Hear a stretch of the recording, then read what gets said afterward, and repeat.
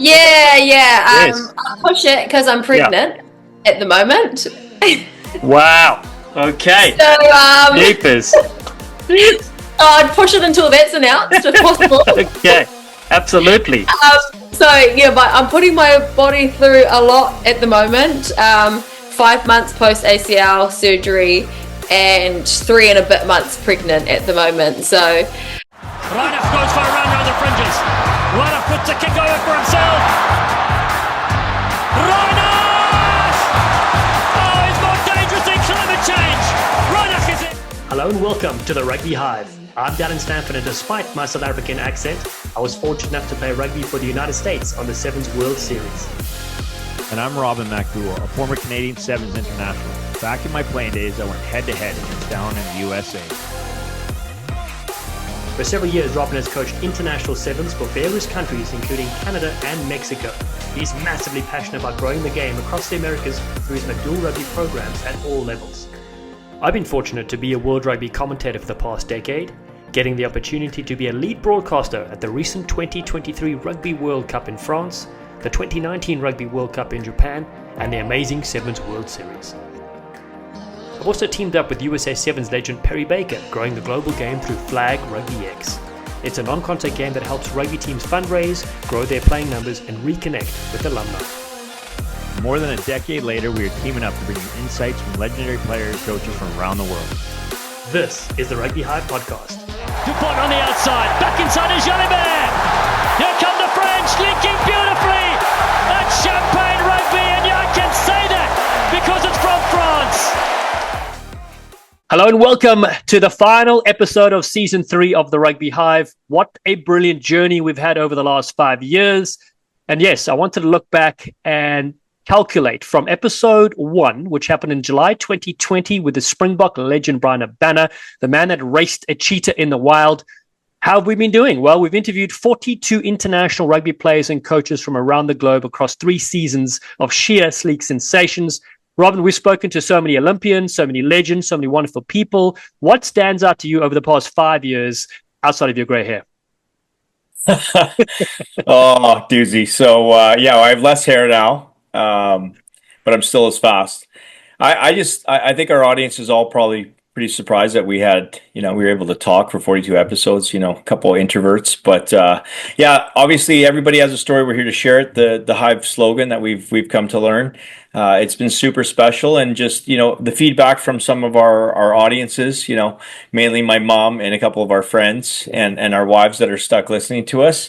No, it's just been super special, as both of us are so crazy for the sport in this life, for you, obviously on the mic, and for me on the field as a coach, trying to find that talent and develop it and just share everybody's stories, because everybody sees the end result, sees these legends carving it up, lifting trophies and representing their countries or their pro teams around the world. But the truth is they all started and they all had setbacks, and then they've all surrounded themselves with good people, and then they've been successful. And just, some of those relationships, off the field on the field have turned into relationships on the field. And then for you and me specifically, growing together during the pandemic, it started during the pandemic remotely, and then you and I have been all over the world with the PR7s, all over the world with the World Series, and just so many different layers. Obviously, you've been up here, I've been down there, and it's been a beautiful ride.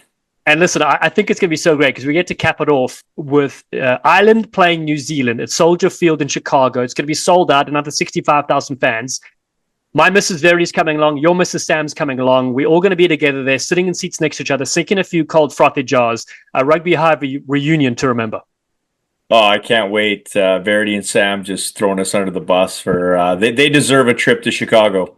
They do. All expenses paid by the husbands. Now, listen, let's talk about what we've been up to since we spoke to the previous flying silver medal sensation, Olympic star Chrissy Schofield. I'll go first because I do love talking. It's been a cracker of the start to the year. We had Major League Rugby Season 8 kickoff. I've been sidelined in San Diego. They've moved back to Torero Stadium. It's such a vibe there, let me tell you. 6,000 loud fans. It's like you're inside a cauldron. Beautiful to work for the Legion. Then I'll be covering 4 of their home games this year, as well as this last game, their opening game, the ESPN game of the week, which was brilliant. Then I've been flown to Austin, Texas, which is awesome, by MLR, to commentate quite a few games this year in their studios on ESPN. We've had some code hangers already, including Miami. 2 thrilling finishes in that game. Robin, you would have pulled your hair out. Minute 81, and the scrum off, all he has to do for Miami is walk the ball out or kick it out or turn around and go backwards. But he box kicks, and then all of a sudden it gets turned over, and DC have possession, and they're 15 against 13 at that point in the game. And then they fly off cross kicks, which is madness. It bounces between 2 people. They pick it up and scores pandemonium. Sounds like a sevens game. Exactly. Absolute carnage. And then, Rob's, which is really cool, I'm excited for this opportunity. I get to commentate my 100th Major League Rugby game on March 8th. It's Seattle against New England, which is very cool. So I started commentating for MLR in 2018. And of course, it's tricky because, you can't always get to the game. Sometimes the studio has been full as well. So it's been really cool to be involved with them across the years. Then this year it continues, my friend. We've got Rugby 10s Invitationals happening in Southern California. And then Verity and I get to spend a month in Europe. We get to cruise around, sink a few cold jars as I commentate the Egg Chaser 7s on May 17th and 18th in Isha. The Algarve 7s in Portugal, one of our favorites, on June 7 and 8 with my good friend Tom Mitchell. And then we closed off the Egg Chaser North 7s event on June 14 and 15. Return to the US, MLR Prelves, more 10s, Rugby Town 7s, a couple of cold jars with you in Chicago. And then what I'm most excited about is I've been working on something in partnership with the Rugby 10s. It's the launch of an online rugby broadcasting commentary program. So we kick that off in March. It's the course aimed at helping the next generation of rugby commentators, especially here in North America. Well, I'm your first student. You've helped me. You've helped me so far. So I need to go to class. But before I debuted a couple of years ago, you gave me a preparation, and I went and met all the players before our national women's 15s championship. You gave me do all your homework, and then you're that much more prepared, obviously. And then what was really cool when I, thanks to your feedback, is I had so many parents reach out oh, you actually told the story, where they're from, little back end, drop some names of some family members, make it personal. Because, to an audience, everybody's looking at the whole picture of the teams, but to all those families back home, there's a whole support system there. And, you're definitely one of the, I'm biased, but it's part of the reason why I wanted to work with you is you're one of the biggest personalities in the world. But you're actually so professional. You do so much homework, whether it's the PR7s or working with Fiji. You wanted me to connect you with the different guys so you get that proper pronunciation, so their name and those young men and women are respected and honored on the mic. Awesome, my friend. Can't wait to have you in the class carving it up. We get to team up again on that adventure. And then yourself, my friend, you've been very busy as well. I know you had the Vancouver 7s, plus you got so much happening with your academy. Yeah, so after the last interview with Chrissy Scurfield, we had the Global U7s in Auckland, New Zealand, where we actually featuring on this podcast, the Kakas join us. We had Yvonne Rousseau from South Africa, Alejandro Chavez from Mexico, Colton Carriaga from the U.S., the Harvard coach, and one of my best buddies down south. And obviously they were dealt with too many maple cookies and too many Canadians down in New Zealand. So that was a wonderful experience. It just colliding. My worlds are colliding with the kids that I'm growing here and developing in Canada, getting to meet some of the best people in the world. And so that's been really special. And then back to work in January, I started a Small Towns Big Dreams tour across Canada. I go to the coldest, smallest towns and find the next Scurfield, find the next Kristen Orston, find the next, Thomas Isherwood, right? And we have, I think, over 50 staff now across Canada, volunteer and paid, working together to grow the game and unearth these talents. And so my staff is operating our 5 academies now, while I still get to be me, which is, with a suitcase, driving and flying all over cold Canada to help these kids realize their dreams. So that's been a fun kind of off-season piece. And you talked about the San Diego Legion. I actually have one of my Canadian stars, Luke Press. So this young kid, I probably spoke about him in the past, but he started with us in grade 9. Was kind of a kid, that multi-sport athlete. He snowboards, he skis, he surfs, he rides mountain bikes, he climbs the side of mountains. This kid is just your proper West Coast multi-sport athlete that, I've been fortunate enough to work with for 4 years, and he's my daily reminder in our academy that I need to keep it interesting and challenging, because he's got our attention span. I was talking to Dave Clancy when I was down in California for the tens about getting Luke down there with him and Mineta to come and train. So he flew down on Sunday on the back end of the Vancouver Sevens, and I just had a check in with Clancy this morning. He was just talking about just got out of the water surfing with him. He cut, like, I guess they got a U.S. prop there, and his first practice he cut one of these guys in half, but could barely paddle because his shoulders were falling off. But he's 17 years old in San Diego, surfing, playing pro rugby in the MLR. Like, what an experience! So I just said to the to the Legion group, like, you guys can have an untapped. We got 7 academies, by the end of this year, and nowhere for them to go right now. So that's pretty exciting. And then lastly, we just moved into a $100 million facility here on Vancouver Island. So you got to experience it just over a year ago, and in our old school, and now we got this $100 million high performance center to develop kids. And we currently have around just over 30 kids, I guess.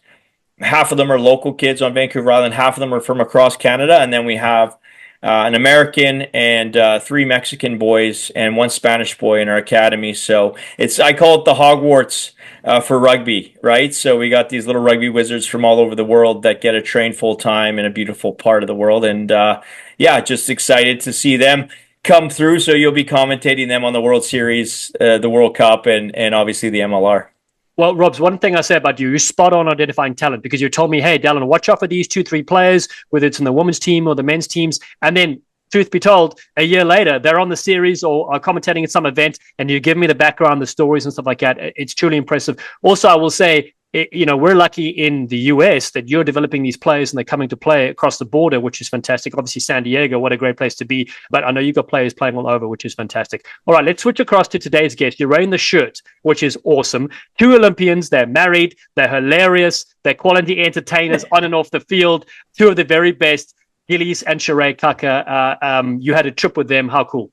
Yeah, I mean, they're, Gillies, one of the best sevens players of all time, went to 2016 Rio Olympics, and his wife Shiray Kaka, she was at the Rio Olympics, just missed out, won a gold in Tokyo, and is currently returning to play coach with us. They're a package deal. The off-field banter, the on-field banter, they're just so great. Shiray right away is just sitting on the floor with the girls, connecting with them, no ego. And it's so important for these North American kids to, hang out with the best players in the world and get that true Kiwi and world-class rugby culture and experience. Like in other sports, literally, Shiray is also obviously one of the best players of all time currently. But you imagine sitting beside your hero and they're just on your level, just in the thick of it. So that for me helps. We run development programs, and, that's the standard. It's cool to be nice. It's cool to be selfless, and it's cool to be funny. So they were box office, and they just got amongst it. You imagine just getting dropped in with a bunch of crazy Canadians. Love it. And also I love how they said how enthusiastic your players were, asking us so many questions because they have a thirst for knowledge. And whereas I think some of the other kids from other countries are a bit shy maybe to ask for clarifying questions, but they just wanted to use the resources at their disposal, which is so great. And also, hold on, big news that they're dropping as a family.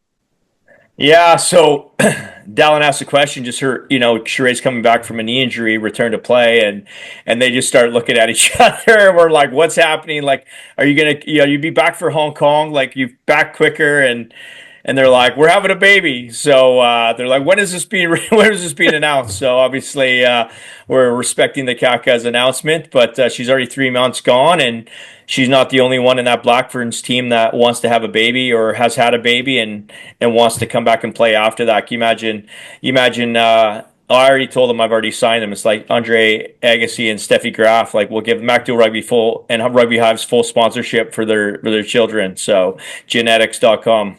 Exactly. We didn't expect to be interviewing 3 Kakas during this pod, so there we go. All right. Okay. I want to touch on a few other little things, rugby sensations, a few other items.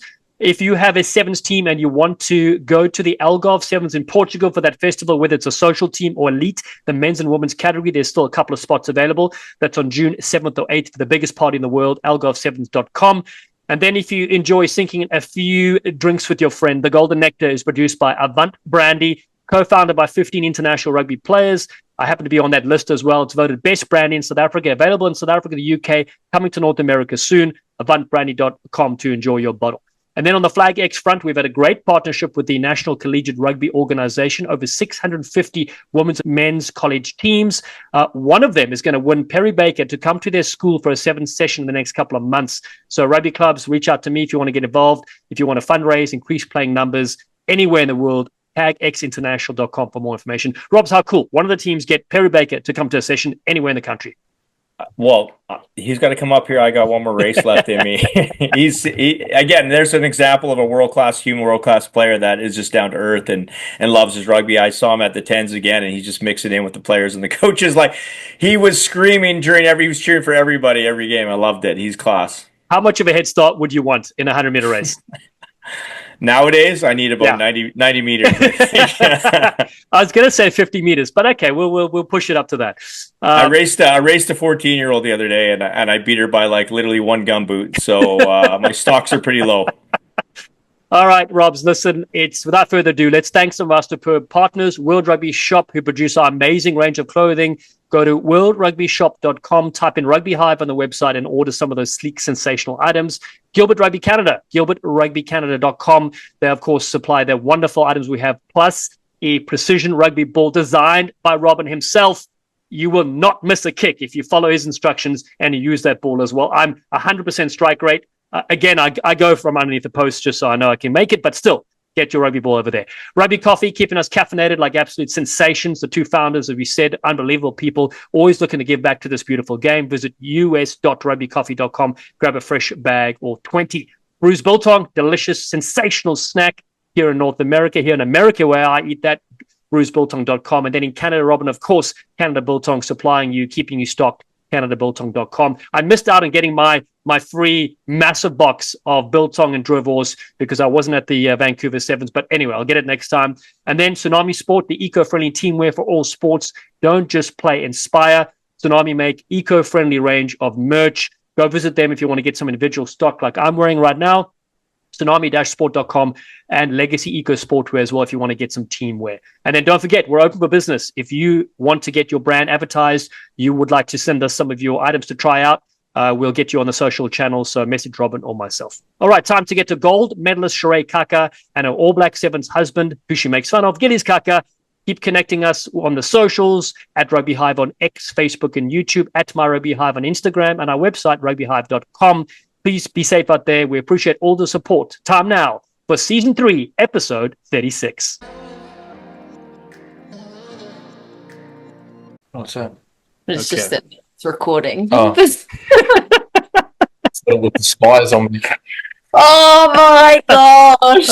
Here we go. Kia ora, talofa bula, you sleek sensations. Shiray and Gillies Kaka, two of our finest guests. I'm not sure what favors Robin pulled in to get you on here for a little bit, but Shiray, listen, I went to your website just to check up to see what you've been up to. I love what you write there. You said things that are your hobbies: rugby, passionate about animals, taking care of Maori and Pacifica kids, being authentically yourself, and my favorite, mocking your husband. That should be at the top probably there. Exactly. Yeah, the order. Yeah. Unfortunately, I got that, but I think the businesses would like to see everything else first, probably the husband bit. So it's strategic. No, it's really good, really good. And then you should probably put the link on your latest mocks, so people can really get a sense of, the behind the scenes. Raising the Roof is my favorite show. Thank you. Good. Now listen, you two, as we do with every guest, we go back in time. For you two, it was only a few years when you were, teenagers. For Robin, it's probably about 70 years. He's one of the old crocs on the show. He's only mid-30s, Growing up, what was your family like? And, where did you grow up as well? Let us know. Shiray, you go first. Okay, I'll go first. I was going to make him go, actually, can you close the door because I can hear the washing machine? Sorry, just put the washing on and I can hear it going crazy. Thank you. While he's going and doing that. Upbringing. Oh, gosh. I have 10 brothers and sisters. I've got a lot of family. My dad liked to get around. Love you, Dad, but you know you did. So he's got 3 baby mamas. One was my mum. He had 4 kids to her. And then I can't even keep up with how many half brothers and step brothers and sisters I have, but I love them nonetheless. We're all a big family. So big family, grew up playing sport, mainly touching netball. And to be honest, my brothers and sisters probably would have made it bigger than me if they follow the same path that I did too. So yeah, pretty cool upbringing with some other ugly stuff in between, but we're here now, so. Sure, exactly. And just to touch on that, any brothers and sisters that went on and played international sports in any sports? No, my brother went to Australia to try and crack league, but he was only 15 or 16 at the time, so it was a little bit too hard for him. My sisters were amazing at netball too, so they definitely could have been them. They could have gone bigger, but decided to leave it on me. Exactly. And what region did you grow up in? What area? Waikato in Hamilton. Oh, beautiful. Awesome. Yeah, not beautiful, but it'll do. And Gillies, yourself, a bit about your background? I'm the youngest of 3, so older brother, older sister. Grew up playing lots of different sports, cricket, touch. First sport was soccer. Oh, nice. Played that first. I can tell he's dramatic, so. Cool. What's that? Skillful.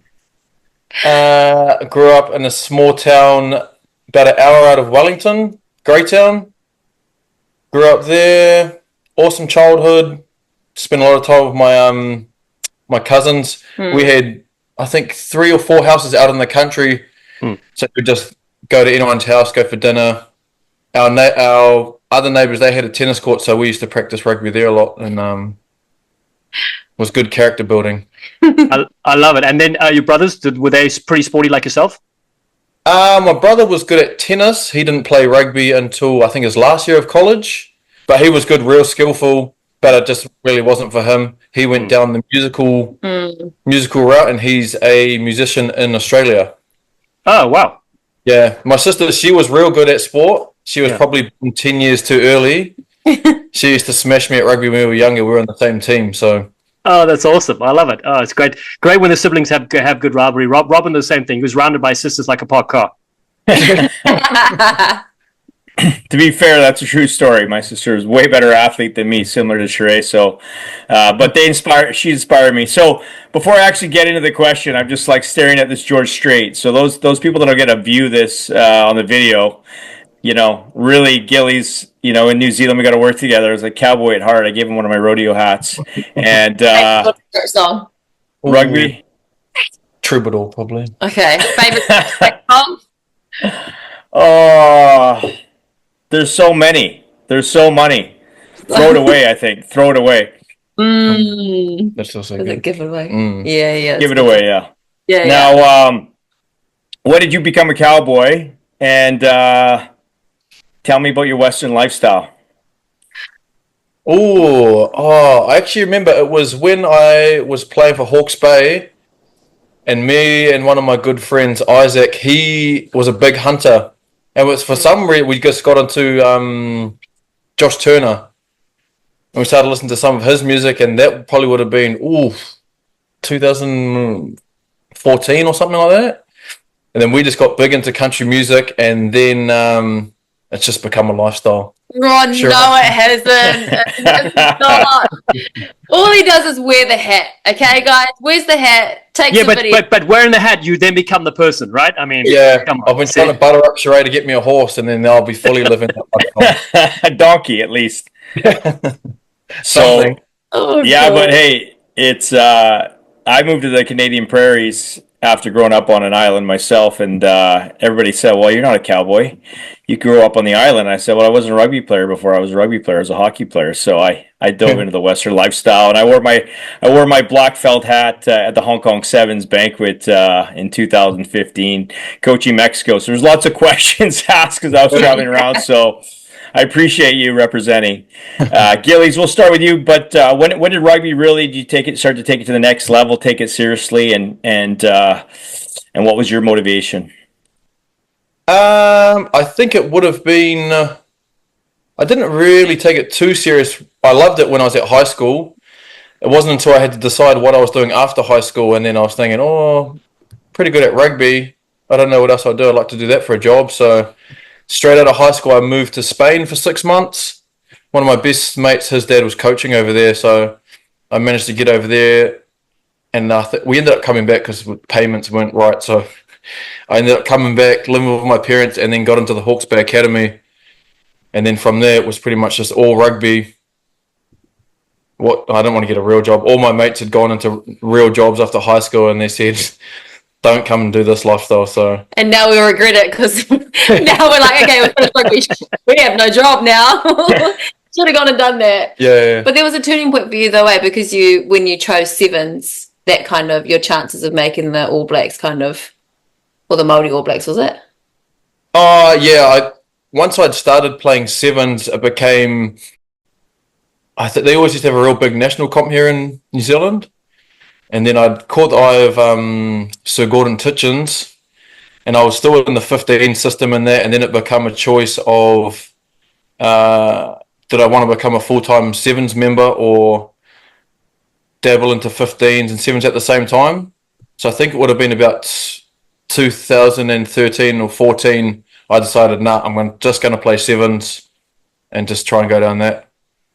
Nice. Well, I also dabbled in France and Italy, and the paperwork piece, the one word in Italy was always domani, which is Italian for tomorrow. When are we going to have this sorted? Domani. When are we going to have that sorted? Domani. So I walk into the office one day, and it was my second year in Europe, and I said, the little club manager, his name's Spaccamonte, which is also Italian for brick mountain, and he was smaller than me, and I said, I only want one word out of you, and it's not domani, it's oggi, which means today. But yeah, they overpromise and underdeliver there. They're smarter than us. And segueing over to Shiray, how about you? When did things get serious for you? Oh gosh, I think it got serious when I got my first paycheck. Serious as in, oh, okay, this is a proper job, but not serious as in I should take this seriously and give my all. I was still, 17 years old or just turning 18, and getting this paycheck, and I just thought, oh, is this all it takes kind of thing? It's just all kind of come quite easily. I was just having fun playing touch, and then I was having fun playing sevens at high school, and then all of a sudden I was getting a contract to play sevens. So it was quite an easy transition until it wasn't. Until I wasn't making teams, until I was missing tackles because these girls are huge and they're real talented, and it just wasn't coming easy anymore. So I'd say it started to get really serious after my first ACL. That's probably how long it took me to be like, okay, Shiray, you're not doing all you can to make this team. So yeah, probably then. And I want to take us back, if you don't mind, to your first time you ever stepped onto a field. Shiray, you first with the Black Ferns Sevens. Do you remember the tournament? Do you remember the game? And what was it like for you and your family as you ran to that field? Yeah, I don't remember the exact game, but I remember it was in Dubai. Yeah. And Portia Woodman had gotten injured. Thank you, sis, for allowing me to debut. And I think someone else had gotten injured as well. So I was just an injury cover and ended up being able to play. And it was a weird time because we got put on in the final in Dubai when they shouldn't have put me on, to be honest. They shouldn't have put me on. Too young. We could have won it, and then we ended up losing that. So I remember that being my first time, but I just remember seeing my last name on the back of my jersey, and it was probably one of the most proudest moments, not just for me, but for my whole family as well. Because I felt like when I was running on for them. So yeah, it was a pretty cool experience, but also very scary at the same time. And how did you choose your jersey number? At that time we didn't choose them. So I was number 11 because Portia was 11 and she was injured, so I just slotted in and had hers. So for the first, I think... You got heaps of different numbers. Yeah, for the first 2 or 3 years, I was mainly making the team for injury cover. So I've got 11 because of Portia. I've got 7 because of Tyler. I've got 12 because of Kayla. 9. I've got no, I don't have 9 yet. I've got 10 because of Teresa. So That's cool. But 22 is your main number, right? That's 22. that's yours. Yes. For that's now, yours. I've chosen that. That was just because he thought it would be grammable. Hey. Business mindset. Yeah, it was just, and because I did this quite often for the dogs and just did that, it was like a easy transition. So Oh, that's for the dogs. Okay, because I don't know everyone's. I mean, I know everyone's post-try celebration, but we don't know what it means. Like, your winger Breaker keeps scoring, does the nose. Like, I don't know if she needs more cocaine or what it is. I think I think it was I think that's because of like, is it Matilda? I don't know. Or there's like a movie. Well, one of the kids does that, and it's for her family. Okay. Yeah, something like that. That's Well, the good. kind We're uncovering new things. I like. Okay, so now we'll play a video of yours. Now we know what it is. Yeah. It's for the and- dogs. Exactly, for the dogs. Gillies, yourself, same question. When did you debut? Which event? And what was it like for you? Obviously being out there for the first time representing the All Black Sevens. 1975. I had some kid ask me, they're like, did you used to play? And I was like, oh, way back in the day. But I think it was in Wellington, which was cool because it wasn't far for my parents to come. Yeah. I think I might have got on for maybe 2 minutes against Spain in pool play. And I just remember being real fast. And I was like, holy shit. And then I ended up starting in the quarterfinals the next day. And I was like, oh, bro, this is crazy. That was back when Wellington was pumping as well. But it was probably I was more nervous when I first turned up to Sevens camps. Yeah. And I could remember everyone talking about their fitness and what they'd been getting in, we always used to do the beep test. And they were talking about their scores. And I was like, I think I hadn't even got a 12. And boys were talking, they did one last week and it was like 13 something. And I was like, oh, holy shit, this is not going to end well. But then you get there and then everyone's pushing themselves. So I think I might have got close to 13, maybe not my first camp, but Yeah. I just remember being real nervous turning up and having to do Titchen's.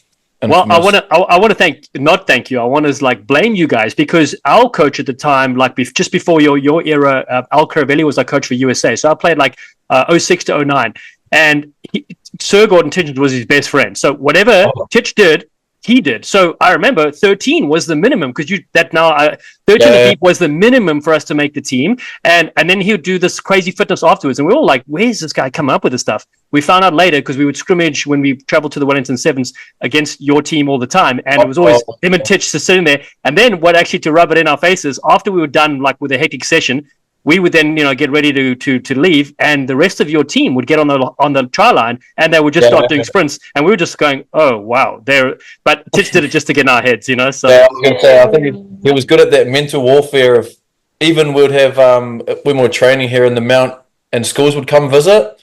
He just loved to thrash us in front of them, just to prove a point, or just to make sure that everything looked tough as people would.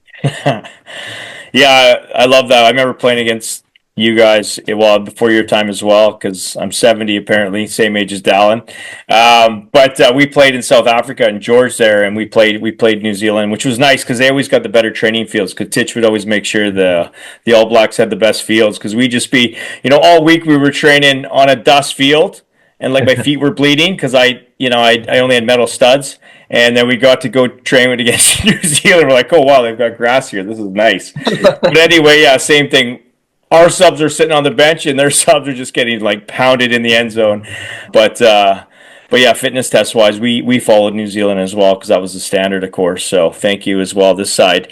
Okay, switching gears to some special moments. Gillies, over to you first this time.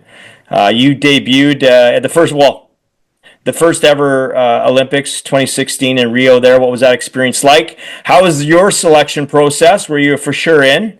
And what was it like representing the All Blacks in Rio? Oh wow. The hard thing with Titch was you might think you're in, but you're never safe. So I thought I was going to make it, but until he calls you and gives you the okay, it's that I think he still called, and I was going, oh shit, is he going to say yes or no? And then once he said yes, it's like a big weight, big weight off the shoulders.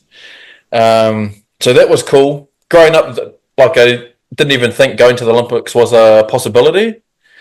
So it kind of just felt like another tournament until you're not in the team again. Then you look back and you go, oh shit, the Olympics is a big thing, big global. Global. Sorry, I've been fatigued from working straight. No, that was real cool. It was a little bit different because Shiray was there as a travelling reserve. And so I was mixing my time between going to training and then making sure she was okay. And I ruined his experience pretty much is what he's trying to say. I'm trying to tiptoe around the he point, wants but tonight, so he's trying to be as kind as he can. yeah. So Now, how long before that had you guys met and dating and all that stuff? it might have been about. We would have been living together by then, though. 2 years? 2 years, maybe. Yeah, I think we were already living together, so Yeah. we were pretty deep into it already. Yeah. The first year we won't count. There was a lot of ups and downs happening in that, so I'd say maybe Finding true love, actually. yeah. A year and a half, I'd say, yeah. So yeah, it was interesting times at Rio. Yeah. The next thing for me, go ahead. The 13th, 14th player, the travelling reserves for the Olympics, we stayed in a different accommodation outside of the village. And so any free time he had, he would come outside of the village, not enjoying his time with the players, with just the free McDonald's, the free dentist and all of that sort of stuff. Or he would, but it would be halftime doing that and then halftime looking after me as well. One of my biggest regrets, I won't lie, but that's just the Price you pay for love, isn't it? So, Yeah, exactly. But hang on, did you say free? Did you say free dentists? yeah. You can What? dentist for free. What else is yeah, there? heaps of stuff. There's always Haircut. too many lines, though. Yeah, like heaps of free. Free McDonald's. There was anything. no chance we get caught in that McDonald's line with tits No. around. No chance. Yeah, it was all pretty hectic. I remember KT was on here. He was one of our first guests, and he was talking about when he was in the team, and Titch went VIP through security at an airport. All the boys just they held back at the McDonald's, and then he circled back through customs and found the boys. Oh. That's like you were hiding bacon, eh? Because you weren't allowed bacon for breakfast. I had pork belly on my plate one time.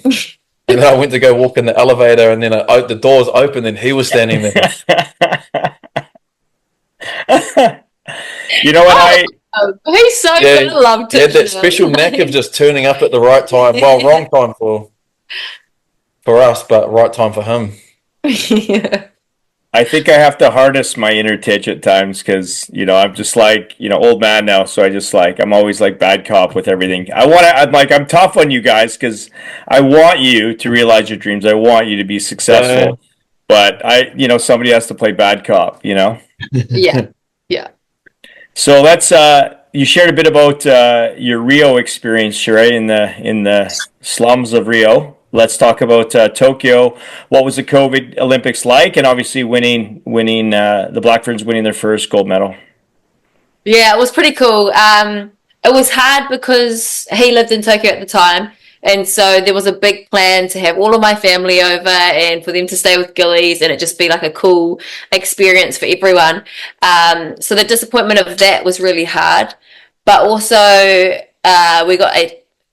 when it was extended for a year, that was quite hard as well because a lot was changing, chopping and changing. It was great for me because I don't think I would have made it a year before. So to get an extra year to train and everything, it was great for me. But not having a crowd and stuff didn't really faze me too much. It was more so just not being able to experience Japan and have my family there and stuff. That was mainly the hard thing.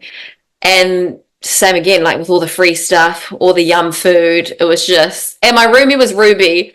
You guys have met Ruby as well. Yeah. So the whole experience was just, it was so much fun with her. Pranking each other, just singing, dancing, doing stupid stuff. So that whole experience I really loved, and I'm grateful to have spent that time with her too, now that we don't see each other too often. And then winning gold. Not many can say they're Olympic gold medalists, so that was pretty cool. But there was a moment I called him after too. I didn't get on in the final of the Olympics.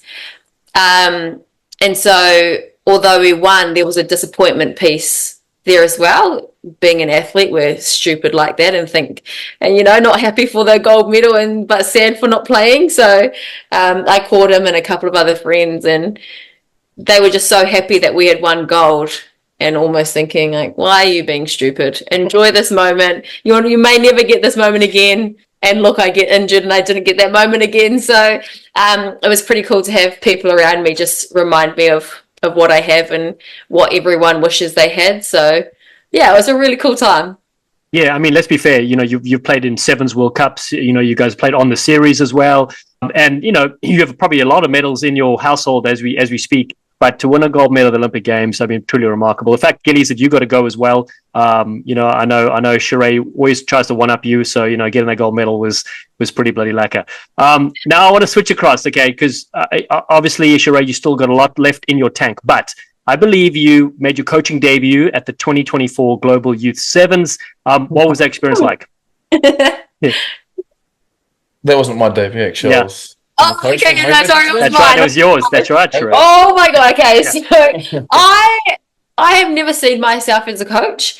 I think I'd be something more like like a cultural lead, or just making sure that everyone's having a good time, that everyone's connecting to the vision the same way, and all that sort of stuff. So having that experience and helping decide who plays and all that stuff, it was quite nerve-wracking for me. Not what I expected to be doing as well, which is really cool. But I was just lucky that the other coach, he was so calm. He knew the girls really well, and it just ended up being such a fun time. Also helped me learn a lot about myself too, and not wanting to let people down. So yeah, learning not wanting to let people down, but also what's best for the team. It's something that I've never actually experienced being a player. So yeah, it was really cool, and I don't know if I want to do it again, but she enjoyed it, she said. Yeah, I loved it. And Just Robin, how did she do? And well, she was brilliant, of course. Like I had a Venezuelan girl that coached with us a few years ago. She's like, I've never coached, and I had like a lot of experienced coaches. We were at LA tournament, and Karen DeFrites, and she took over. She was like so nervous, like Shiray. But the second she got on the field, and the second they got into actually playing rugby, she was my best coach, right? So, but Shiray, through our full-time academy on Vancouver Island, we often have different national team athletes that are injured, or they're out of the team, or they don't have money, or whatever it is. I'm like, whether I need them or not, I need them. They come and they start coaching with us, and right away, like we had Ethan Hager with us in the fall, who's on the men's sevens team, and he's been in and out of my programs, and he's such a serious guy, such a serious competitor. But they didn't card him in September, so he didn't know what to do, and they're obviously not in the World Series. So he actually trained and coached with us, and he was just like such a good space. He knows what he wish he had at times, or what he needs as an athlete, especially in this day and age. Players are just so well educated and aware. And so he was giving it to these athletes, and he was being direct with them. And then full circle, we played this past weekend, and he was brilliant scoring a BC place in that Fast 3 tournament. But so Shiray, I hope that your little coaching debut, as you go through this tough time of returning to play, will make you look at maybe Corey differently, or make you look at things differently as a player. Because when you actually have to think it out and figure it out, I wish I had that kind of moment in my career, because you're just going so hard and fast. But the girls' highlight of the trip was you, and the boys' highlight of the trip was Gillies, of course. And Shiray, I wanted to follow up, obviously, like in that setting, what was it like working with the MacDowell Rugby program? You were obviously now representing Canada, if you will. At your own event, you had Canadian Riders Rising Stars. The staff was from all over, right? I believe South Africa, Mexico, USA. So give us a bit on that. Oh, I think it was just cool to experience a different culture as well, and a different rugby culture at that too.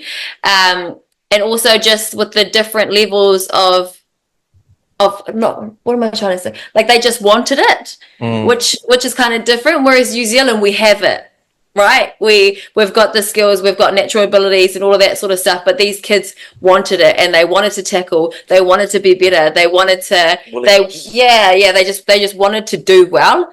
And I think with the young people coming through in New Zealand, that's quite hard to find sometimes. They want it, but they just give it to them rather than the Canadians, they wanted to work. And it was quite cool to see, especially with the young girls too. Yeah, it was a really cool experience. Well, I saw a number of the girls this past weekend playing in the tournament, the outside tournament of the Vancouver Sevens, like Claire McDonald and that, and they're all talking about you, and I told them we'd be talking, so they wanted to say hi. But Gillies, you've been transitioning to coaching over the last few years. What's that been like for you, and how have you developed as a coach so far? It's been eye-opening, I would say. It's been quite a good challenge.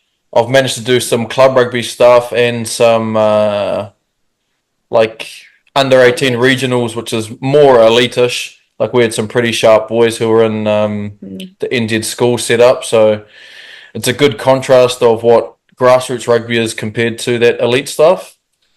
It was good doing the elite stuff. You turn up, you know how many people are going to be at training. All you have to do is concentrate on coaching and trying to get the best out of the kids. Well, at the moment doing grassroots, it's trying to get boys to turn up, trying to create culture, and how can we create those opportunities for them? Well, how do we develop all that kind of stuff? So Without funding too. Yeah, without funding. And with people loving vapes. Yeah, well, trying to change a lot of things. So, it's a lot different from just being a player where you turn up, especially in the NZ. Sorry, that's our dog. Michael. NZ rugby, what's it called? NZ rugby bubble where everything's taken care of. Don't have to worry about anything. You get the best stuff, get lots of kit. Best coaches. So it's a big eye opener and a big challenge, but one that I'm enjoying at the moment. We call that coaching. A lot of people like they finish playing and they go right into the high performance setup to a high performance setup, and my career I've always gone from I've been coaching at the high level, but at the next, like working with Fiji last year, and then the next day in my academy, and then that afternoon I'm working with kids eating their own boogers at a little elementary school, and now we're working with our high school team, and we, MacDowell Rugby has a lot of resources now and a big staff, and things are fairly organized, of course.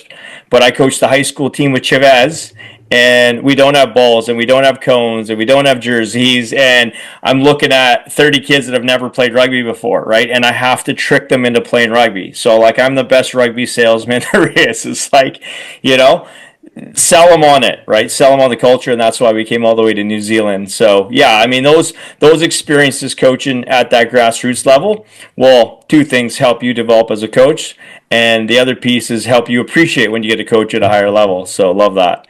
Now, where would you like to see your coaching career outside of moving to Canada and taking over my business?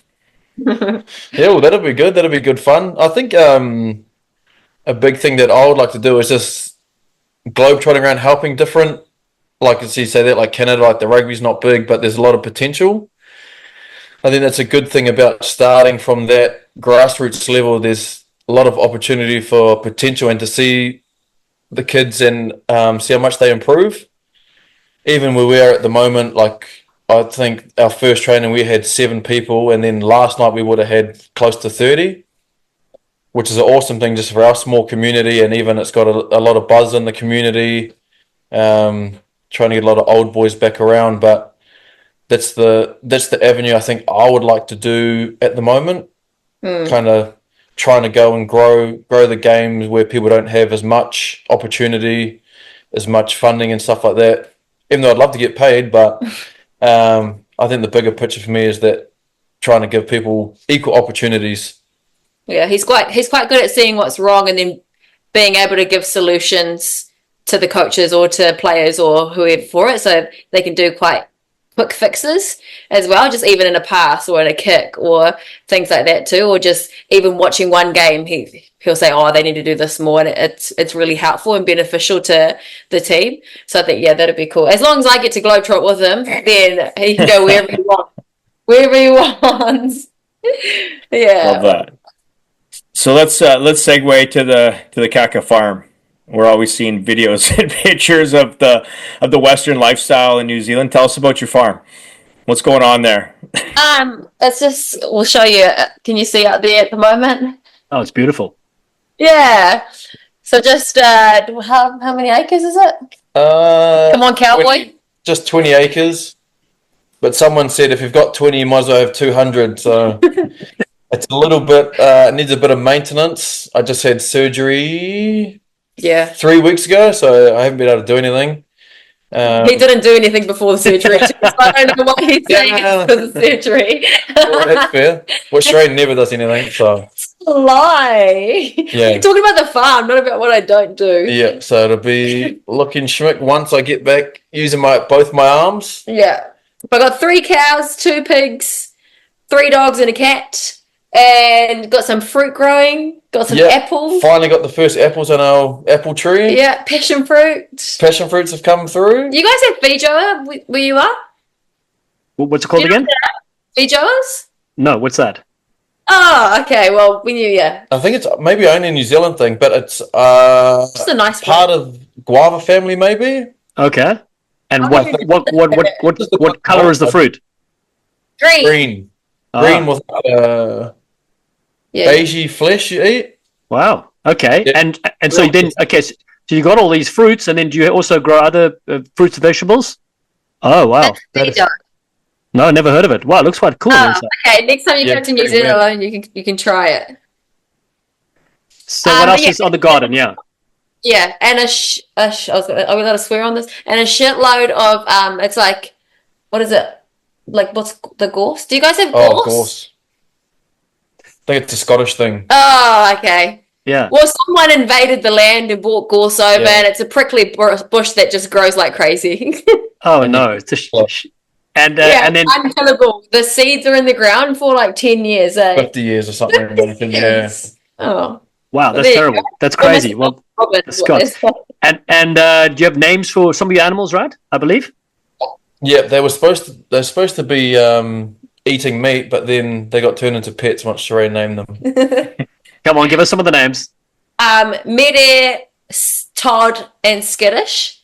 Skittish is named Skittish because she is crazy. She will stab you at any given moment, and she runs away, jumps the fences, and everything. So those are 3 cows.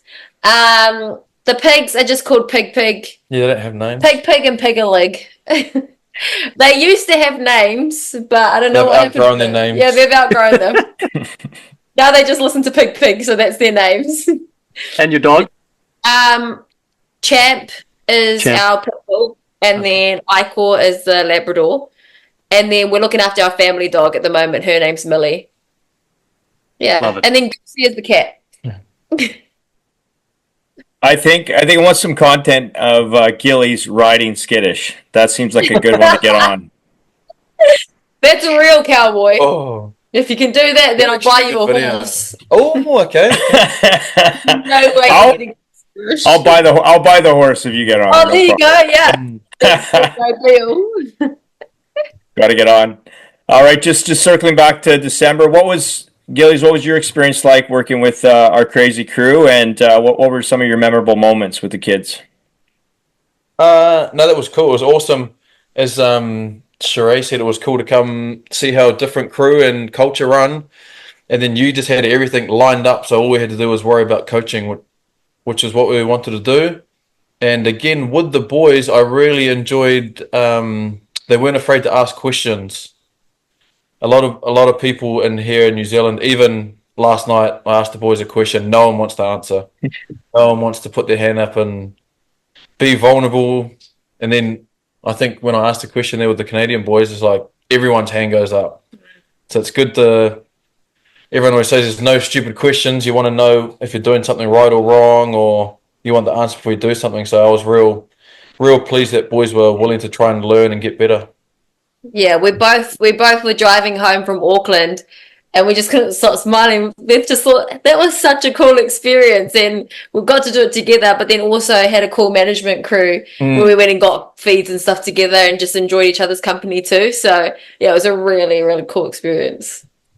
We loved having you. And last question for me is, how much are you missing those maple cookies?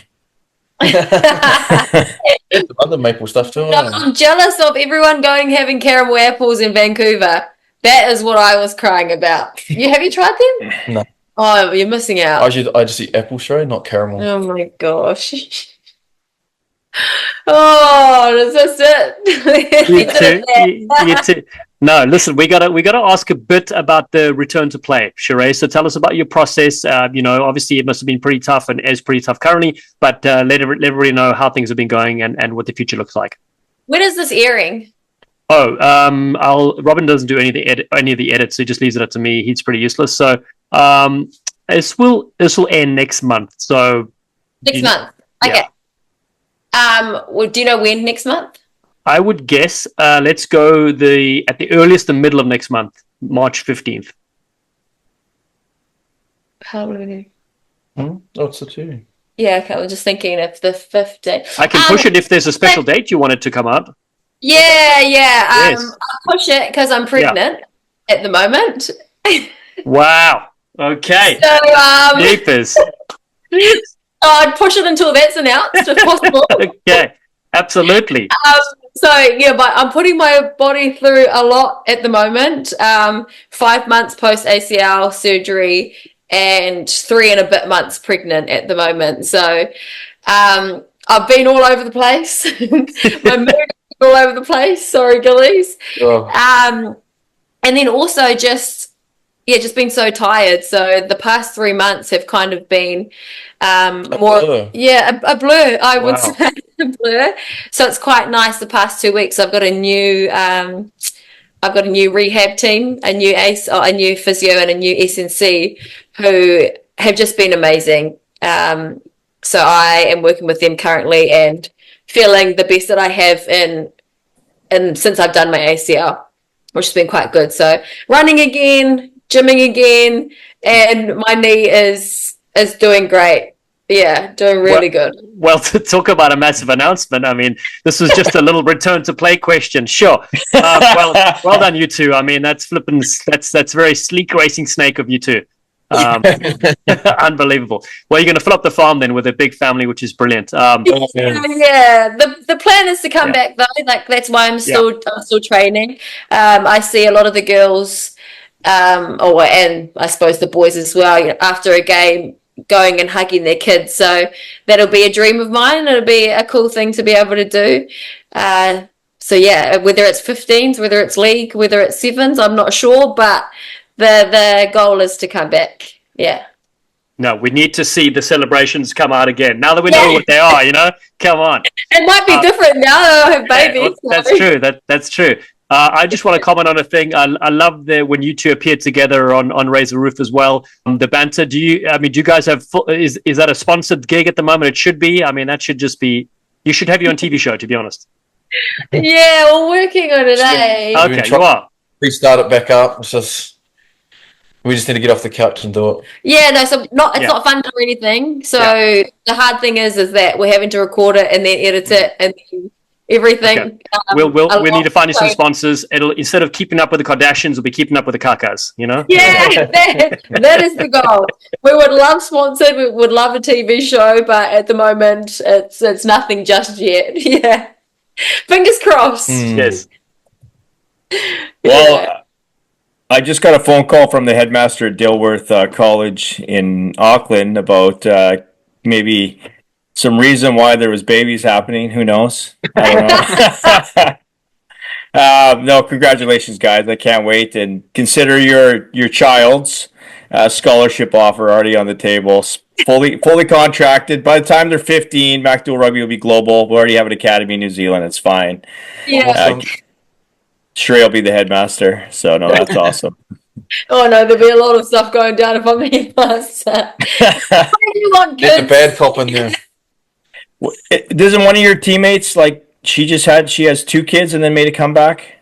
Yeah, Dice Faliafanga. I think her kids are maybe 2 or 3 now. I think, and she's doing amazing as well. She's doing really well. And I think Kelly Brazier as well. She didn't have the kids, but her partner had kids, and she had sleepless nights and showed up to trainings and did amazingly. So it can be done. It definitely can be done. But yeah, it's the plan.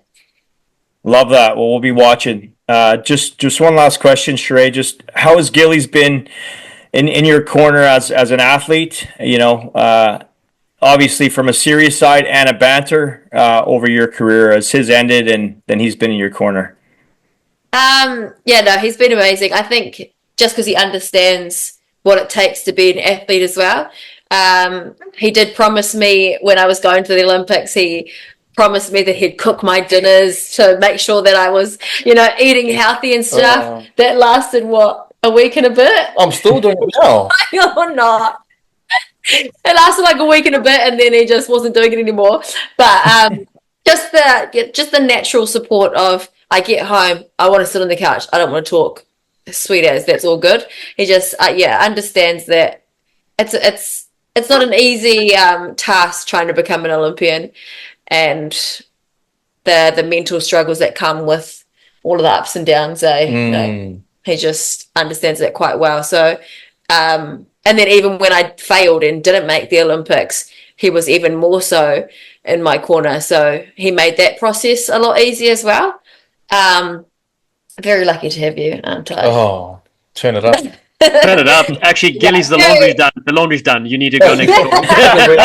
Need to be done. Yeah. Once I close this laptop, it's back to okay. Too many nice things about me. Yeah, I am. Balance out. But yeah, it's a I won't use the word power couple because I can't stand that. But just we're on the same page, on the same level, and yeah, it's a recipe for greatness. Yeah, you're a connected couple. You are individually yourselves. You have so much fun together. We can see it from far. And again, we want to thank you for your time coming on here. And listen, I expect the horse riding videos. Well, actually, firstly the cow riding videos, then the horse riding videos, and then of course getting rid of that 50-year-old invasive species as well. You're going to have to have a lot of work ahead of you, Gillies. Yeah, I've got a big chore list. Shiray, all the best with what's to come down the line. Amazing big announcement with the Hive. We will keep it secret until you let us know we can publish it. Okay, perfect. Sounds good. Thank you, guys. Thanks, you stars. See you later. Awesome. Thank you. Thank you. Also never stops talking, does Perenara, but I suppose that's the job of a scrum half. Set. He feeds. 5 out from their own line. Satutu picks up, finds Jordan. Skins one, back to Hoskins Satutu. Here comes Perenara. Back on the inside, Barrett. Oh, not even Wes Craven could have directed that. It's frightening from the All Blacks. And Bowden Barrett gets a popular try in DC.